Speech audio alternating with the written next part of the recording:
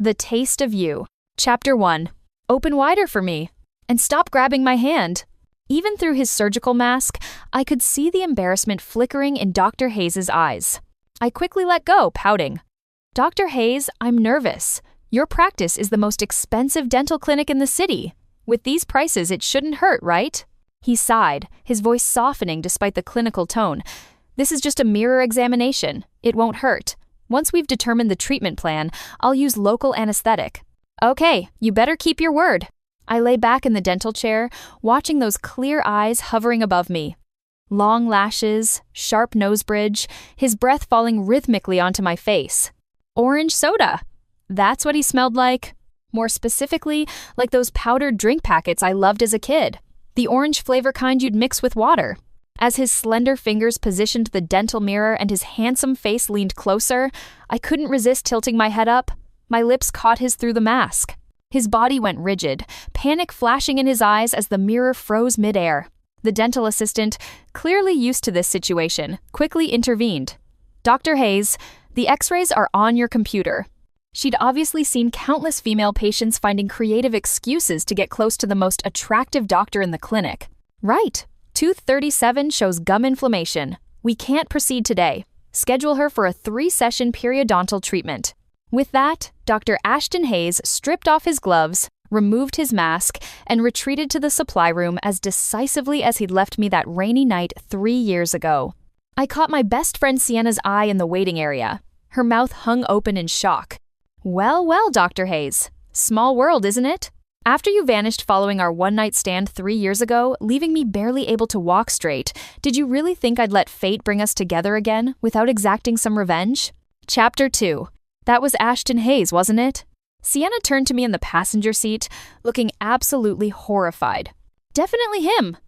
I tossed the business card I'd snagged from the reception desk into her lap. Waverly. You've still got it when you hunt a man. You're ruthless as ever. Sienna's sarcasm dripped with affection as she pulled out her phone to photograph the card. What are you doing? I shot her a look. Posting it. Announcing that the cure for your lovesickness just walked back into your life. She grinned wickedly. I slammed on the brakes, pulling to the curb and hitting the hazard lights. Stop trying to play matchmaker, okay? I've told you 1,000,000 times. Sawyer is my business partner. We split profits. That's it. These jokes are wearing thin. But Sawyer might not see it that way. Divorced, single, successful, he brings you breakfast every morning, stays late helping with proposals. He's way more reliable than some pretty boy doctor you can't even have. There's nothing to consider. Can you please stop meddling? Fine, fine. I shall retire to the kitchen to make soup for your majesty. As Sienna reached for the door handle, I grabbed her arm. Where are you going? To buy crawfish. Spicy crawfish for dinner tonight. I laughed, letting her go. Sienna understood everything I loved, including spicy crawfish, including the campus heartthrob Ashton Hayes, who'd lost a game of truth or dare and had to take me home. Chapter 3. That incident wasn't as scandalous as the rumors made it sound. People just loved casting girls who pursued Ashton as victims. Someone saw Ashton leave the medical faculty housing complex alone at 5 a.m. During his student years, Ashton had been so brilliant that multiple professors fought to have him as a teaching assistant, earning him his own private apartment. I stumbled out at 8 a.m., barefoot, wearing a wrinkled sundress, rubbing my eyes.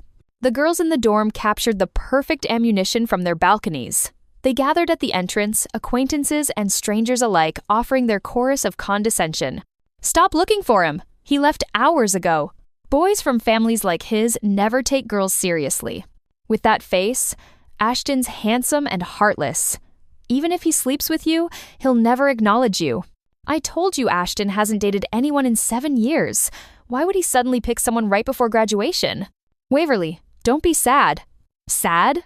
I was thrilled. The man who just left was my secret crush of 7 years. Whether this led anywhere or not, I'd actually gotten my hands on him. But I couldn't exactly announce my joy to this crowd. To thank them for their concern, I crouched on the ground, crying. No one knew I was crying from happiness. They only believed the version they wanted. This shameless girl tried to seduce the campus heartthrob, probably for his family's money or his body, and got used and discarded. Chapter 4.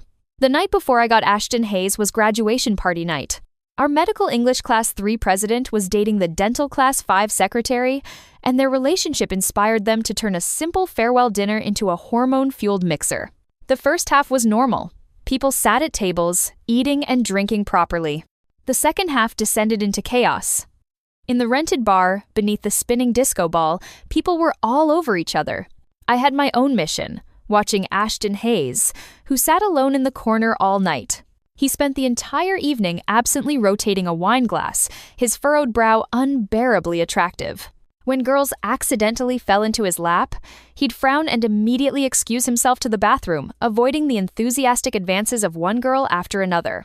Someone grabbed the microphone, suggesting truth or dare on the dance floor. By the third round, someone thrust the bottle into Ashton's hand. He looked up, confused. "What?" Girls giggled. One leaned close to whisper the rules. Truth or dare? Dare. He didn't hesitate. Kiss someone here. The dancing girls froze, screaming in unison. Every girl waited. Ashton walked through the crowd, parting it with his usual disdain and aloofness, walking toward me. My eyes widened. I glanced behind me. Just a dark gold upholstered wall. No one else. Ashton stopped before me. One hand swept a strand of hair behind my ear, cupping the back of my head. The other lifted my chin as he kissed me cold and decisive, expertly guiding me through the storm, isolating us from the loud music. When he finally pulled back and looked at me, confusion flickered in his eyes. That lost yet determined calmness, like he was trying to identify something he'd misplaced. A microphone suddenly appeared between us. Share your thoughts on the kiss? As I hesitated, Ashton grabbed the microphone, his voice rough. Not enough. Can I take her home to continue? The crowd erupted in cheers. Ashton carried me out. As my arms wrapped around his neck, I didn't dare speak. I just stared at him, terrified this was an unrealistic hallucination. That night, rain fell. He sheltered me under his coat, blocking out the wet world. When he laid me on his bed and buried his face in my neck, his body trembling slightly, his hazy eyes asked softly, "Can I?" I desperately wanted to ask, "Why me?" But I didn't dare.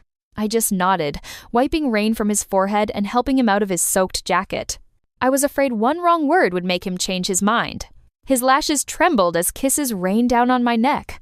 Afterward, he curled into my arms. "You like me, don't you?" His voice was rough, laced with exhausted sensuality. I nodded, hoping for some reciprocation. There was none. He simply showed childlike satisfaction at my confirmation. I pointed to the window. Across the lake sat the envied luxury neighborhood detached villas with floor-to-ceiling windows. In winter, flocks of seagulls circled the buildings. I bet even people living in those places aren't as happy as I am right now. He chuckled softly, his slender fingers tapping my nose. That's Magnolia Heights. What kind of happiness are you talking about? Orange soda flavor. Did you ever drink those powdered packets as a kid? The smell is overwhelming, intoxicating. He paused thoughtfully, then suddenly kissed me deeply, as if trying to extract that very flavor. This time, he kissed me with the devotion of someone betting his entire life. At 5 a.m., he checked his phone and started packing. Before leaving, he kissed my forehead, lips cold, words unspoken. I grabbed his hand and weakly held up my phone, showing my contact info. He smiled, took my phone, and entered his number. Then he left. For a long time afterward, whenever I thought of Ashton Hayes, I only remembered his tender passion, his sweetness, and uncomplicated clarity. And the packet of orange soda powder I'd secretly slipped into his coat pocket. I fantasized that someday, when he kissed another girl, he'd remember my orange soda taste. And for one moment, he'd smile. The next day, reality returned. No word from Ashton. I never tried calling him either. I understood the nature of the game. Later, I heard that Ashton had been sent abroad that very night. His father, a medical research leader, had been reported for something and taken away. The family collapsed overnight. The campus heartthrob vanished from public view along with graduation. But today, Ashton Hayes had reappeared as a dentist. Chapter 5. I sprawled on the couch, mindlessly channel surfing. Finally giving in to temptation, I saved his number and sent him a text. Just as I tossed my phone aside, it pinged. Immediately. Another one? What? Am I not the only desperate woman chasing him? As I carefully crafted my response, another message arrived. A voice note. taking this long without sending anything? I don't have time to read your dissertation. Call me in exactly 15 minutes. I'm going into a procedure. I demolished 3 bags of dried plums. Exhaustion pulled at my eyelids. In my dream, Ashton walked toward me with cold eyes, suddenly choking my neck. Answer. The phone. A suffocating dizziness jolted me awake. My phone was ringing. Ashton's voice call. Waverly Thorne, do you have any concept of time? It's been 8 seconds past the 15-minute mark. Sorry. What did you eat tonight? He cut me off. Haven't eaten yet. Waiting for dumplings. Spicy crawfish? Half an hour ago, Dr. Hayes had coldly issued his medical orders. After the first treatment, your gums will be sensitive. Strictly avoid spicy food. I nodded obediently, then immediately arranged for spicy crawfish. Not that spicy, just mildly spicy. Mid-excuse, the line went dead. I didn't mind his rudeness. I even envied his ability to be so willful. As I showered, the doorbell rang. Come in! What, did you forget the code? Sienna usually unlocked the door with the keypad, kicked it open, and announced her arrival. Why was she making me answer the door? I wrapped myself in a bathrobe and stumbled to the door. I froze. Ashton Hayes stood there, devastatingly handsome. Chapter 6. Opening the door dressed like that? Ashton's frown suggested my damp, exposed shoulders had somehow violated his innocent eyes. Dr. Hayes, what are you doing here? His face reddened as he pointedly looked away. You left your address. I'm doing a follow-up visit. A dentist making house calls. On the intake form, everyone else had written generic names, probably with wrong phone numbers and blank address fields. Only I had meticulously filled out every detail. And Ashton Hayes had followed that thread right to my door. Please come in. He was carrying a conspicuous 3-tier lunchbox. You don't have male visitors? Ashton obediently removed his shoes, looking wronged as he stepped into my size 6 slippers with little orange wings. Out of all the women's slippers, he'd picked mine. Years of solitude, just 2 sisters depending on each other. Dr. Hayes, sorry for the inconvenience. Seeing his toes curl uncomfortably, I suppressed a laugh. You could wear those duck-patterned ones instead, they're slightly bigger. No, he didn't even look, walking straight to the living room. I quickly changed into a cream-colored silk loungewear set and rushed back out. You live here? He stopped, surveying the space with a frown. What's wrong with it? This is my hard-earned kingdom. 2 bedrooms, 1 bath, open kitchen. Come sit, he interrupted, clearly not listening. His brow furrowed as he delicately pinched a cartoon camisole nightgown from the couch between 2 fingers, looking at me with burning yet slightly disgusted eyes. Still so childish? Sorry. I rushed over, grabbed the garment, and tossed it behind me. Wait. Still? How did he know I'd worn cartoon nightgowns throughout college? Ashton's lips curved as he opened the lunch containers one by one. Eat. You can't have spicy food right now. He commanded me like he was ordering a dog. Except I was more obedient than any dog, diving right in. Diced chicken with dried tofu and peas. Fish soup. Delicious. So good. Dr. Hayes, you're an amazing cook. Don't thank me. I bought it downstairs. No wonder it's so good you personally selected it. The man I shamelessly loved in my youth, no matter how many years pass, the moment he reappears, I'll debase myself all over again. Is it really that good? Let me try. His gaze landed directly on my spoon. If I understood correctly, there was only 1 spoon. So, I scooped up some fish soup, habitually blew on it, carefully cupped my other hand beneath the spoon, and steadily delivered it to Ashton's pants. Ah. We both yelped simultaneously. I grabbed the nearest fabric and frantically dabbed at Dr. Hayes' pants. As he tried to deflect my efforts, I felt his body freeze. He shot up, face red. Sorry. Don't move. Awkwardness and despair rapidly escalated. Finally, the flush faded slightly, his hyper-vigilant expression showing barely perceptible relief. Spicy crawfish is here. The door flew open. Sienna's mouth gaped. She looked at the wet spot on Ashton's pants, then at the shimmering cotton nightgown trembling in my hand. Why did I grab the nightgown and use that to wipe Ashton's pants? As I debated how to explain, Ashton walked straight toward the door. His shoulder brushed past Sienna, something complex flickering in his eyes. Just before leaving, he turned back. No spicy food, remember? I nodded vigorously. The door slammed shut. After all these years, I still desperately want him. Chapter 7. What was he doing here? Sienna dropped the steaming crawfish on the table, clearly annoyed. No idea. It just happened. I enthusiastically inhaled the crawfish aroma. I thought you were buying them raw to cook yourself? Why'd you get takeout? And why so late? The supermarket crawfish weren't fresh, so I went to a restaurant. Then I got a facial. Sienna's irritation faded, her usual playful spirit returning. Does our Sienna have a crush? Finally investing in skincare? Sienna was frugal by nature. After failing her graduate entrance exams and running out of money, she'd shyly moved in with me, joking that she'd be my live-in maid. From my rental days through buying my first home, she'd lived with me, refusing rent. She'd taken over all household chores and even gotten her driver's license to be my designated driver. In her free time, she'd play matchmaker, worried I'd drown in my ocean of longing for Ashton. Yet she never brought anyone home herself. She always said she'd consider her own matters after seeing me married off. Stop that. This morning I noticed crow's feet, so I took care of it. Not all of us are jealousy-inducing vixens who haven't aged a day. That's because you take such good care of me. Sienna laughed, bouncing over to open the crawfish container. Shall we? She tempted me. I swallowed hard, but resisted. Better not. I already ate that meal. Ashton brought you dinner himself? Sienna emphasized himself dramatically. I modestly demurred. Sienna habitually tidied the containers, stacking them together. As she pulled down the orange flamingo thermal bag, her body stiffened, fingers trembling. Isn't this the lunchbox you brought to Ashton at that basketball game? I startled, leaning in. She pulled the bag completely off.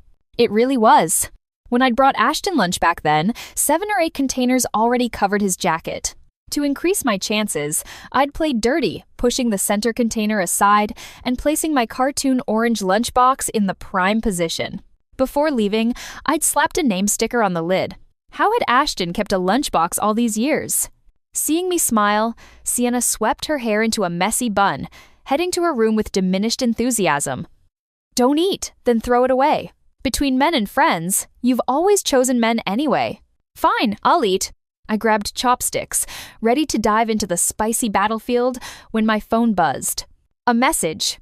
Don't even think about cheating. Even one bite I'll know at Monday's appointment. Patients who don't follow orders can find another dentist. I dipped my chopstick in the sauce and quickly licked it, washing it down with water. Chapter 8. At my follow-up appointment, the moment I entered, the nurse who'd run interference last time approached with heated eyes. Miss Thorne, this way, please. Under her enthusiastic guidance, I was led to a fully equipped, oversized private office. Last time I was on a dental chair with only curtain dividers. This is an upgrade. Where is this? A VIP suite? The nurse smiled. This is Dr. Hayes' office. Your clinic has great benefits, giving a regular doctor such a luxurious office. Dr. Hayes owns the entire dental clinic. Why wouldn't he give himself a private office? Pride glowed in her voice. Even fallen camels are bigger than horses. Despite his family's downfall, Ashton could still easily open the city's most expensive luxury dental practice. Lie down. Ashton appeared behind me in his white coat. The nurse tactfully left. What? Lost your legs? Need me to carry you? Seeing my frozen stare, Ashton frowned coldly. Just as I hurried toward the chair, Ashton suddenly swept me into his arms, forcing out 4 words through gritted teeth. Just this once. The dental mirror explored. Good. The gum inflammation has improved significantly. 2 periodontal treatments should be enough. After this session and some recovery, we can grind your teeth and fit the crown. He set down the mirror, preparing the scaling instrument. Won't I be unable to see people during those days between grinding and getting the crown? I sat up abruptly. Who do you need to see? Ashton paused. I'll make you a temporary crown. Not very attractive, but functional. Not very attractive? It's only for 2 or 3 days. After today's treatment, you can choose your crown color. I'll have the manufacturer expedite shipping. You won't wear the temporary crown long. It'll just be a bit thick and won't match your natural teeth perfectly. That's still something. Everyone will know I ground my teeth down to nubs and got fake teeth. Then don't see anyone. Stay home a few days. When would I get the grinding done? Theoretically, anytime this week. Wednesday? Fine. After grinding Wednesday, when can I get the real crown? Fastest would be Sunday. So I can't see clients for several days? Then don't see them. Dr. Hayes? Easy for you to say. I wasn't born with a silver spoon. Ashton frowned, turning to a cabinet and rummaging inside. I jumped off the chair in alarm. What are you doing? Ashton was clearly startled. What are you doing? I crossed my arms defensively. Ashton pressed his lips together. Stop being dramatic. Pick a color. I looked closer. Ashton held a string of fake teeth like a keychain, gleaming in the sunlight. These are your crown color options. Choose carefully. He pulled me into his embrace, holding the tooth samples high in the light. This one, the whitest. Waverly Thorne, is something wrong with your eyes? You choose the shade closest to your natural teeth, not the whitest one. Like choosing a person? Ashton's gaze froze. Ignoring me, he changed subjects. Open your mouth. I obediently complied. This one, he selected a slightly darker shade, but when compared, it looked freshly extracted from my own mouth. How did you break your front tooth? Slippery floor at home. Lost my balance and hit a decorative rock sculpture near the entrance. I see. He ordered me back onto the chair. Half an hour later, I gingerly climbed down. Ashton caught me, chiding, Be careful, won't you? After you get home? I know. I cut him off. I could recite his medical instructions backwards by now. Waverly. Just as I grabbed my bag to leave, Ashton suddenly caught up, blocking my path. His tall, lean frame filled my vision, the corners of his eyes gleaming with youthful light. Why did you bite me? He's actually holding a grudge. I thought I'd give it a taste test. He smiled, leaning close, his pale collarbones radiating lethal charm. Want to try without the mask? Seduction. This is blatant seduction. You were pretty bold last time, Waverly. Seeing my stunned silence, Ashton removed his mask himself and kissed me. When his lips touched mine, I want to die on him right there. I stood on tiptoe, hooking my arms around his neck, ready to show him what I've got when Ashton suddenly stopped. The chipped tooth makes kissing a bit awkward. Next Friday. I'll get you a crown that's more comfortable to kiss with sooner. He calmly adjusted his clothes, replaced his mask, and walked out like nothing happened. My arms hung suspended in midair, empty. This man knows exactly how to torture me. Chapter 9. Fortunately, Dr. Hayes kept his word. Friday arrived with my beloved crown. That day, Sawyer dropped me at the clinic parking lot on his way to see a client. Influenced by Sienna's warnings, he insisted on staying to accompany me upstairs. Ashton, who was mid-procedure on another patient, suddenly looked up at us, then looked back down. The equipment here looks decent, but is the doctor any good? You need an experienced professional. Which one's doing your procedure? Him? I nodded toward Ashton, who was focused on his current patient. Him? So young. Can he handle it? Clearly Sawyer had swallowed the word handsome. Don't you think he's incredibly handsome too? I bestowed upon Ashton an unabashedly lovesick gaze. How is he handsome? Isn't he the one who dumped you? Nonsense. You and Sienna gossip too much. It was mutual and we don't owe each other anything. Waverly, you think I met you yesterday? I'm this excellent, and you won't even consider me all because that guy messed you up so badly you've lost your mind. Just go already. Noticing Ashton glance our way, I suddenly felt nervous. You should switch clinics. Now, that guy looks incompetent. What if he does your teeth wrong? I grinned mischievously. No, that's called we're kindling old flames. Sienna said you were bewitched by this pretty boy, and I didn't believe her.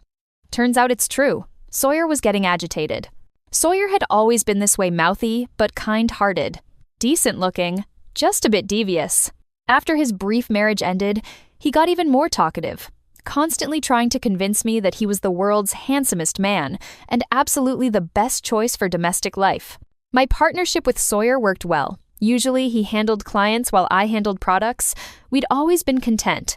Miss Thorne, please come in.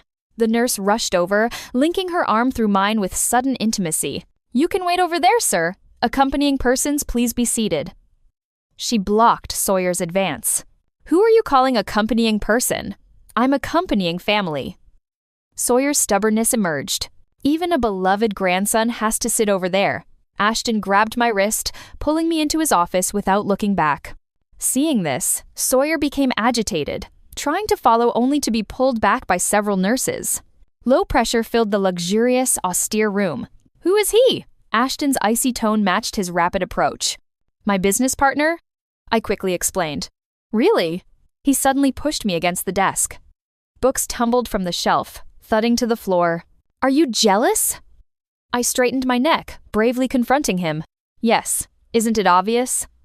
His honesty was disarming. You have no right to be jealous. Can't handle it? I can't handle it. Then you left me after?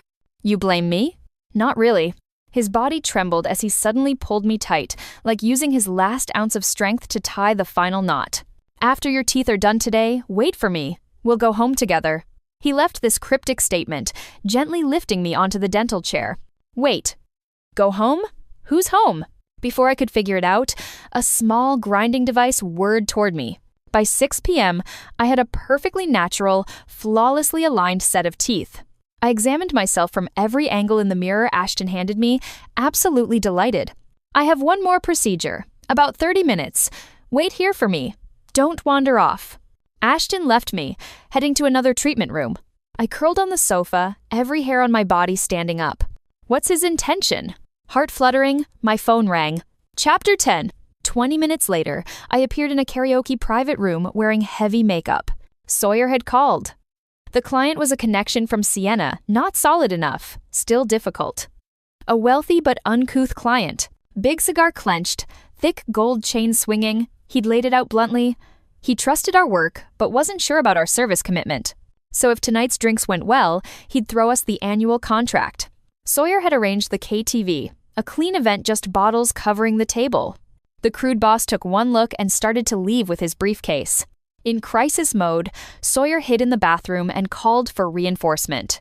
Waverly, this one contract could double our annual revenue. I really hate asking you to entertain this guy. I can handle the first half, but if I can't close in the second half, it's all wasted. Most importantly, this rich guy somehow heard our company has a beauty like you. Call ended, he'd thoughtfully sent Sienna to wait in the clinic parking lot. At the final moment, Sienna tugged my bodycon dress. Come on, smile. Peace sign. She took my battle photo. I grinned cooperatively, then grabbed a bottle and threw myself enthusiastically at the crude boss. Sawyer said he'd laid the groundwork the boss had maybe half a bottle of liquor left in him.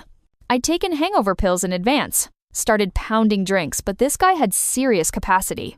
One bottle of whiskey gone, and the boss wanted to play dice. I'd exhausted my tricks. Any more and I'd have to drink seriously. Just as I racked my brain for new tactics, he suddenly grabbed my hand. Little sister, I like you. Stop drinking. Come with me, I'll give you whatever you want. He swayed, trying to pull me along. I jumped back in alarm. Just then I bumped into a firm chest. Dazed and tipsy, I couldn't resist reaching up to touch, only to have my wrist caught. I rubbed my eyes, focusing. It really is Ashton. Still wearing his white coat. How did you get here? I forced a calm smile, still holding a half-empty bottle. Ashton frowned, pulling me behind him with one hand while snatching the bottle from me with the other. Crash. He slammed it on the glass table. The boss immediately cowered in the corner of the sofa, arms over his head. Seeing this, Sawyer killed the KTV music and snarled, "Get your hands off her." Ashton tilted his head with a cocky attitude, grabbing a microphone. His voice was rough as he turned to me. Waverly Thorne, tell them what I am to you. I froze, looking at Sawyer, at the tattooed but cowardly boss, at devastatingly handsome Ashton. Smiled in confusion. Slept together? Ashton's frown deepened, murderous intent flashing in his eyes. I grabbed the mic and sang, "You are my endless song." Burp. Something about it hit Ashton's funny bone. His lips curved in barely perceptible amusement before quickly reverting to cool detachment. He smoothed my hair, took the microphone, and spoke flatly. I'm Waverly's Ashton Hayes, and she's mine alone. Always has been, always will be. Got it? In the middle of a rowdy bar with flying bottles, you're confessing?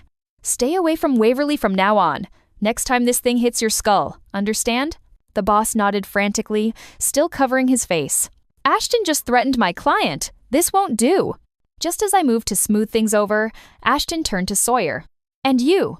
If you really like my Waverly, you should protect her completely, not use her to shield yourself from this filth. Sawyer went silent. Without further discussion, Ashton grabbed my hand and pushed through the door. Chapter 11. Feeling better? In the parking lot, he removed his white coat, revealing a loose but somehow perfectly fitted tan casual outfit. This man. Viewing him through an alcohol haze makes him even more endlessly fascinating. I'm fine. I straightened up, preparing to walk a straight line only to be grabbed and stuffed into the back seat. You can drive now. He tossed car keys to the driver's seat. A Maybach. This man is still wealthy. For years, I'd fantasized about Ashton falling on hard times and tearfully kneeling at my feet, begging me to take him in. Heaven never gave me that opportunity.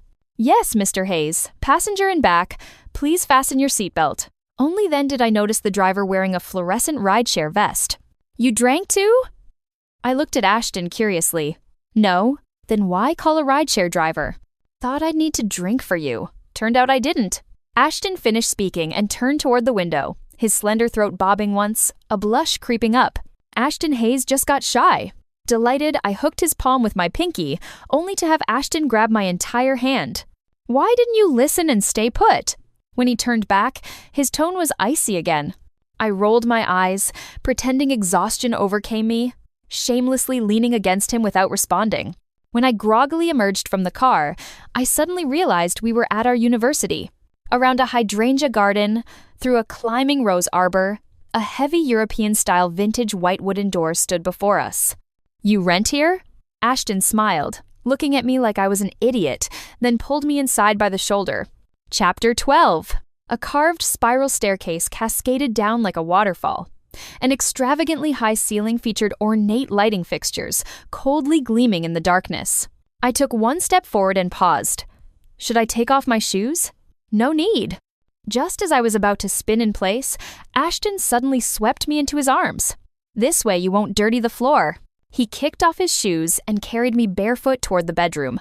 I did a fish flop and jumped down. Wait! Miraculously, facing such tempting tenderness, my reason awakened. No matter what, I had to be demanding just once. Why me? I finally asked the question I'd most wanted to ask 3 years ago. Why you what? He looked confused. Truth or dare? Why choose me? Oh. He paused, something unreadable crossing his face. You pursued me most aggressively. You were the only one who put a name sticker on your lunchbox. I only remembered you. My chest tightened. Indignantly, I turned to leave. Ashton grabbed my wrist, pulling me into his embrace, gently scolding, "Stop being dramatic. I slept with you because I like you. What other reason would there be?" Seeing my continued resistance, he added, "Isn't that obvious? If you liked me, why did you leave right after? Didn't you hear about my family situation?" I heard. But what does your family have to do with us? Waverly, his voice dropped, becoming rough around the edges. To me, liking someone means protecting them completely for life. When my father's scandal broke, the implications were vast. I had no idea how many years it would take to resolve. Many people avoided me. I didn't want you involved in any trouble, not even slightly. I froze. But that's no reason not to call or message after you left. Ashton looked stunned. I contacted you the day after arriving abroad, didn't even adjust to the time zone. You blocked my calls and messages. I thought you didn't want to see me again. What? To celebrate finally getting Ashton's body, I'd begged Sienna to take me drinking. Went to a bar, got wasted, then what? Can't remember. Because I always lost my phone when drinking, I'd given it to Sienna that night. The next day, she said she'd also gotten drunk and lost both her purse and my phone. So I bought a new phone. When I went to get my number restored, Sienna patted my shoulder, saying, "Why not get a fresh start with a new number? Otherwise, you'll just keep staring at the screen waiting for someone." Made sense. Plus, the carrier was running a promotion. Unable to resist a bargain, I'd gotten a new number. I was such an idiot. I stumbled. Ashton caught me. "Are you okay?" He handed me a glass of water. "Yeah. And your family everything all right now?" I took the water, asking softly. "Better now." Went through some turbulence, but they finally cleared my father's name. Seeing my relieved exhale, he steadied himself. "That girl you live with, that's Sienna? You know Sienna? I've been receiving her emails." "When?" "Continuously." "About what?" "Everything about you." My secret ally best friend, on one hand, she couldn't bear watching me pine hopelessly. So, on the other hand, she schemed to help me find this vanished heartbreaker. Including going to your dental clinic she knew all along it was yours? Yes, she told me you'd chipped your tooth. Seeing my eyes redden, Ashton silently pulled out his phone and showed me the screen. Look, her most recent message to Ashton. Ashton Hayes, want to see what she's doing now? Chapter 13. I froze, using his phone to open the attachment. Text, our Waverly's drinking session tonight, we're definitely landing the mining mogul. Photo, that peace sign picture taken right in my face. This post was visible only to Ashton Hayes. She was provoking him. She understood Ashton's aloof personality too well. Without provocation, he might have stayed lukewarm with me indefinitely. With provocation, he couldn't hold back. Eyes reddening, I frowned and sighed. Unacceptable. That woman knows I love her to death, yet she didn't even filter this close-up shot. Ashton chuckled softly, backing me against the wall, dabbing my eyes with a tissue. Waverly. He leaned down, voice husky in my ear. My entire body tensed. You look beautiful however you are. Most beautiful when you wake up. I can't breathe. Last time was hurried and unfamiliar. Ashton barely said anything meaningful. Why is he so chatty this time? Do you remember what you said to me last time? When nervous, I actually talk more than him. Ashton's breathing hitched as his lips pressed against mine. Waverly Thorne. People living in Magnolia Heights are actually quite happy too. Want to try? I startled. Every pore on my body stood at attention. I understand Ashton Hayes best. This is a limited time offer. The world has never spun for me like it did that night. Chapter 14. Ashton's long, thick lashes rested above his beautiful eyes, radiating unmatched charm even in stillness. Just one look felt like he'd led me down a very long road. I stared at him endlessly, never getting enough. He smiled softly, pressing something into my palm. I squinted the powdered orange soda packet I'd secretly slipped into his pocket 3 years ago. This expired ages ago and you didn't throw it out? I exclaimed. Waverly Thorne, refrigerator right side storage cabinet. Third shelf from the top. Open it? Ashton lazily propped up his handsome face, commanding me as naturally as always. Barefoot, I stumbled over and pulled the cabinet handle. Whoosh! The entire space was packed with orange soda powder packets, rustling together. As I stood bewildered, Ashton walked over barefoot. Eyes gleaming, he pulled my palm to his cheek, saying softly, Waverly, remember that story you wrote in one of your love letters about your childhood? Of course I remembered. My family was poor growing up. Any treats were hard to come by.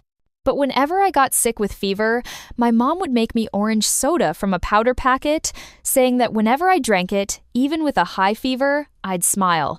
Over time, I came to believe that powdered orange soda could help me overcome any suffering in life. So I always wanted to find an orange soda-flavored boy and devote myself to him shamelessly for life. Ashton said that during Truth or Dare, he'd specifically wanted to taste what an orange soda-flavored girl was like. So, what's the verdict? I stepped forward, arms around his neck, toes on his feet, asking flirtatiously, Don't know, need another taste. Ashton curved his lips, pulling me into his embrace. Waverly. His lips brushed my ear as he called my name, just like that hesitant boy from before. I froze. One night you stood on your dorm balcony in a cartoon camisole nightgown, bouncing around, belting out a song. When you got to the chorus, you faced the boys' dorm and shouted, Ashton Hayes, can you hear me? I'm Waverly Thorne, the girl who craves you most in the world. Remember? He buried his face in my hair, voice rough, as if telling me, yet also telling himself.